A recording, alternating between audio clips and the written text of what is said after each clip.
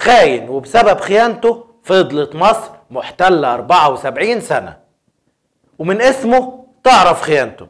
لو عاوز تعرف الخاين تابع الحلقة دي معايا.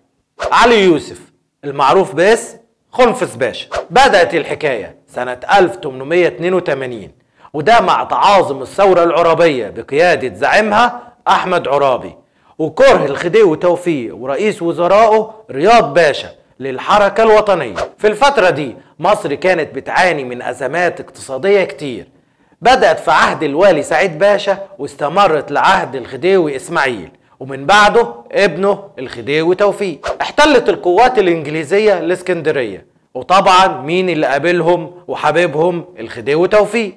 حاولوا انهم يحتلوا القاهرة، لكن في طريقهم للقاهرة وفي كفر الدوار وقف قصادهم الجيش المصري بقيادة طبعا حامي حمى الديار المصرية